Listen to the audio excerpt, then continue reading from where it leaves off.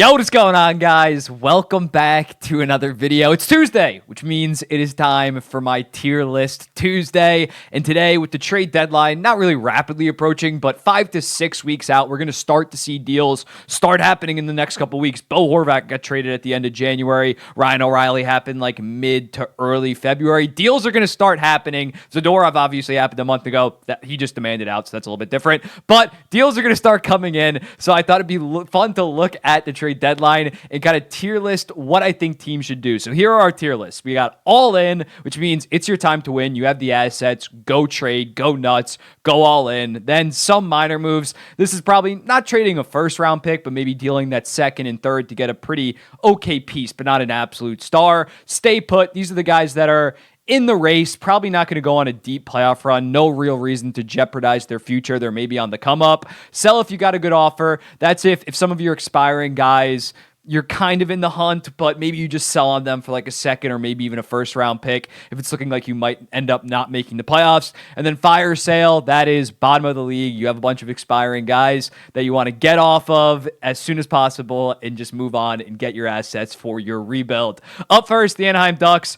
They don't have a ton of guys to trade, but I would say fire sale. A guy like Adam Henrique should be traded. I believe he's an expiring guy at around $5.2 million, as well as Jacob Silverberg. I'm not sure how likely that is to happen because he's making 5.8 and isn't playing as good as Adam Henrique, but the Ducks should still be selling heavy on their older guys. If people are willing to take them, probably end up trading them. Arizona Coyotes, I'm going to go sell if you have a good offer. They're definitely in the hunt, but if someone offers for like Jason Zucker or Matt Dumba, who are both on just one-year deals, dump those guys off. You might make the playoffs this year, which would be big, but when looking at this core, I think they're far more set up for next year and obviously years to come. It's not really make or break for this year. You definitely shouldn't be trading, so they shouldn't be trading assets to go make the playoffs at goddamn 91 points, but they should definitely at least be staying put or even selling some guys. The Boston Bruins, I'm going to go with some minor moves. Again, this isn't going to reflect just the standings saying just because the Boston Bruins are in first, they should be going all in, because when you look at it, they don't have a first round pick this year because of the Tyler Bertuzzi deal. They really went all in last year at the deadline, and rightfully so, because they're the greatest regular season team of all time. I think this year they'll make some tweaks. You look at it last year, obviously Orlov and Bertuzzi. The year before that was the Hampus Lindholm deal. They traded like a first and 2 second round picks. So I think, especially with this year, they're like with the cap bonus overages coming off the books next year. I think this year they don't make that big splash, and then maybe next year when they have basically all their picks, then they go out and go all in, because next year they should be a good team yet again. Considering this year we thought it was going to be the fall off, they were great as well. They're going to be good for the next 3 to 4 years. Don't blow your load on this year, even though obviously they are in win now mode. Buffalo Sabres, sell if you got a good offer. Not a ton of guys that they could potentially sell, but obviously they're below 500. If someone offers you a good price for a guy that's over the age of 25 at this point and not really a part of your long-term core, just sell them. Flames, they've been playing much better of late, but I'm still team fire sale for the Calgary Flames. I think they need to definitely trade Lindholm and Tanev. I would understand keeping Noah Hannafin. I think he can be a very valuable piece. There's not good two-way top pairing defensemen. You don't just find those everywhere. So I wouldn't hate the idea of re-signing Hannafin if he's down. Lindholm, you got a bunch of young forwards coming up. I don't really like the idea of giving him a long-term contract. Tanev's 34 years old. I don't really see a point of extending him for the next 2 to 3 years, considering I don't think they're going to be that competitive over the next 2 to 3 years. So when looking at it, maybe you don't trade a Noah Hannafin, but you definitely gauge the market, and maybe even Jacob Markstrom if someone's willing to trade a decent amount of haul for that contract and get off the books. Even though he's playing great, definitely look at that. The Carolina Hurricanes, the thing is with them, it's so identifiable what's wrong with them right now. It's the goaltending's dog shit, but there's no elite goalies. I'm going to go with all in. I still think they need a second line center. Going out and getting a guy like Lindholm could really patch them up. So you look at it, they didn't really go in all in last year. Their number one move was like Gothis Bear, I think. So in looking at that, they need to go all in at this year's deadline. Last year it made sense because Pacioretty blew up his Achilles, and then Svechnikov ended up tearing his ACL. They still made the conference finals. If they did something at the deadline, maybe they would have gone deep in the playoffs. But Don Waddell has kind of been opposed to making that big trade deadline move. I think he needs to actually do it this year, considering how wide open the Metro Division is and just the Eastern Conference on the whole. Outside of like the Boston Bruins, there has not really been, Florida's also been very good, but there's been no real top tier contender. So I think Carolina needs to be aggressive. The Chicago Blackhawks, fire sale. Any expiring guys, I'm sure they have a couple. If you can get a second, third round pick, I don't think it's going to be last year where they got decent amount of holes for McCabe, Lafferty, Kane, Domi. I don't think it's going to be the same type of return, but if you can flip some of the guys that are expiring, definitely do that. Colorado Avalanche, easy all in. Last year, they didn't really go all in because they kind of went all in 2022 with that cup run. But when looking at them, they need that second line center. Going back to Lindholm, obviously mentioned multiple times at this point, they need another legit top six forward, preferably center, to really round out their team and give them the depth to potentially go on a deep run. The Columbus Blue Jackets, I'm going to say sell if you have a good offer. The only guy that's really available, although they do stink, the only guy that is available is Jack Roslovic. So when looking at their cap situation, I don't think that they can dump a lot of their guys. Merzlikins, everybody's like, oh, this team should trade for Merzlikins. He has 3 more years left after this at $5.4 million.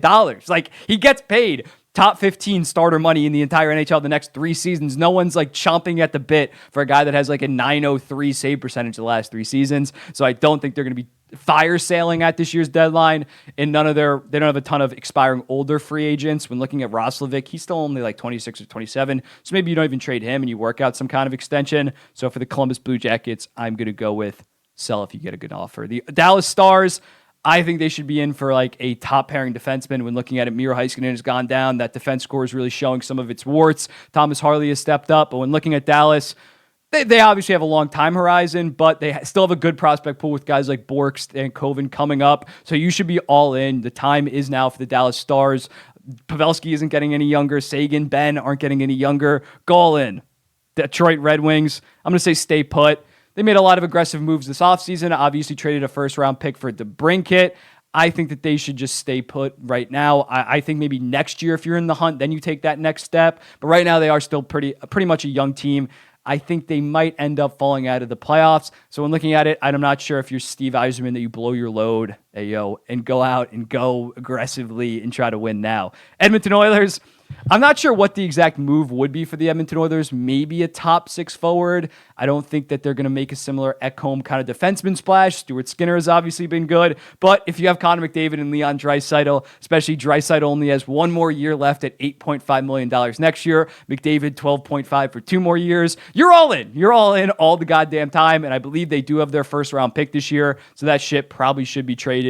Who cares about a 17, 18-year-old right now? It's not going to be on your team for another 3 to 4 years. You go out and you try to win now. Florida Panthers, based on their team, they should be all in, but you look at their situation, they don't have a 2024 first-round pick. That got traded in the Claude Giroux trade. They don't have a 2025 first-round pick. That got traded in the Matthew Tkachuk trade. So although, like the Boston Bruins, they are a top-tier contender right now, I think they're probably going to make some minor moves considering this lack of assets. And their core is young enough where, like, they should be a consistent playoff team the next 3 to 4 years. So, yeah, I'm not sure you blow your load this trade deadline. I got to stop saying that line. Not sure you not sure you dig deeper into the 2026 first that they could trade. I'm not sure you do that right now, especially because this team doesn't have a lot of holes right now. So, in looking at that, I think you wait until the following year to potentially go out and make some deals. And they're pretty set. I mean, maybe Sam Reinhart's going to get a bump in pay, but I mean, next year, they're still going to be a very competitive team. This isn't like their one chance with this goddamn core. The LA Kings, this is tough because they have, like, the GM is telling shouldn't make any moves. Like, you should not risk the future for a team that's like 4-11-2 in their last, 6. Like, they've been horrible.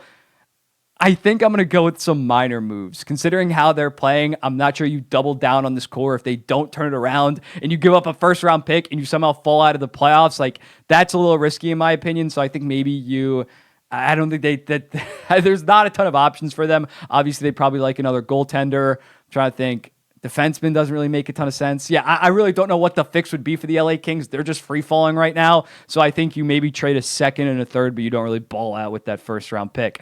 Minnesota Wild, honestly, sell if you got a good offer. I don't think that they have a ton of expiring guys. I think Marcus Johansson might be their one guy, but they're probably not going to make the playoffs at this point. Obviously, still have the Suter and Parise deals, so they can't really go out and make a ton of deals. They don't have a ton of cap space to work for. So you look at them last year, even when they were in the playoffs, they retained some money to get some future assets. I could see something like that happening this deadline instead of going out and trading for a guy with a $3 million cap hit. Fire sale for the Canadiens in the sense that I think Sean Monahan has to get traded.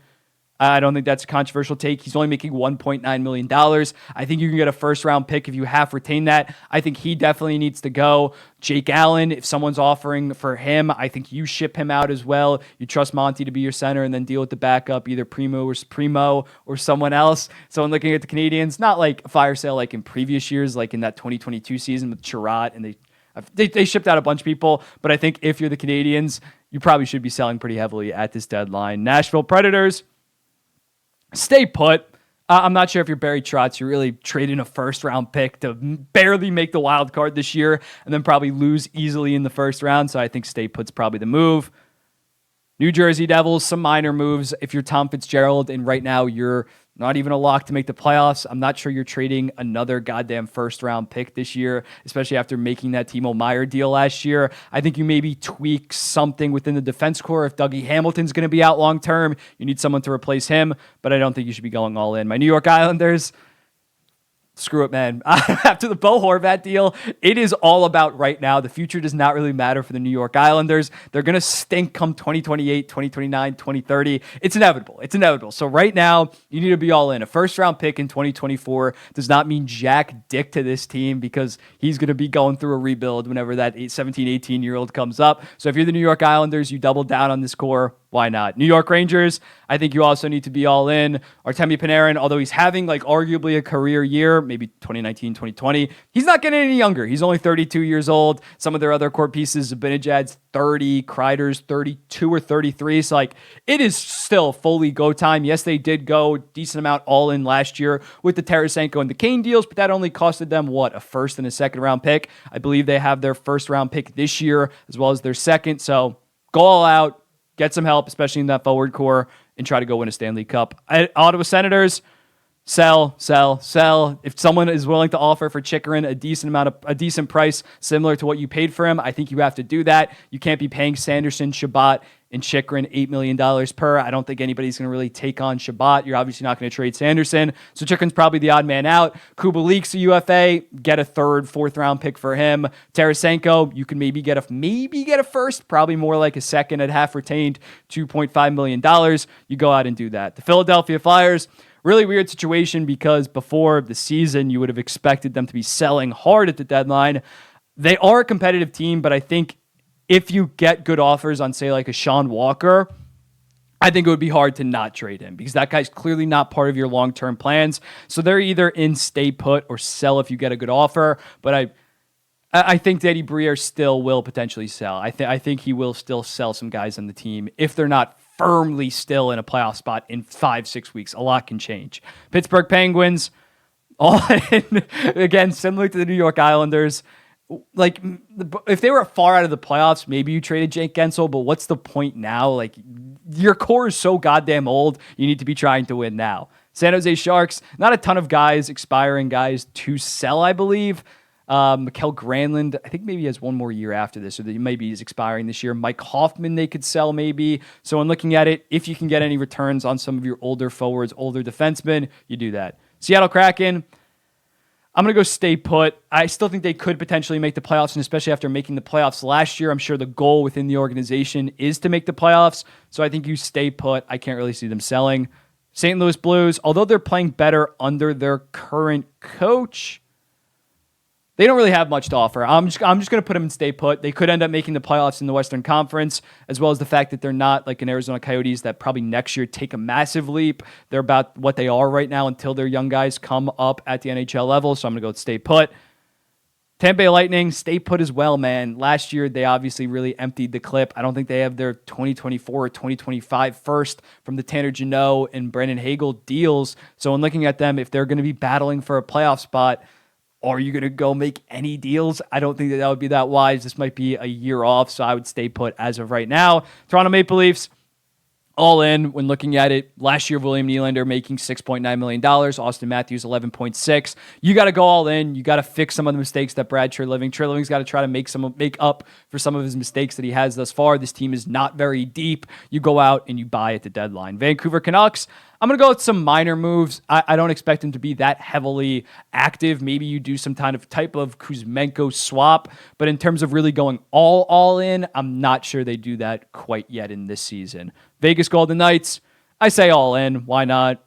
Again, similarly to the Islanders or the Penguins, core is old as shit. Maybe if Jack Eichel has a setback and is maybe going to be out even longer, I don't think that he's going to be back at some point.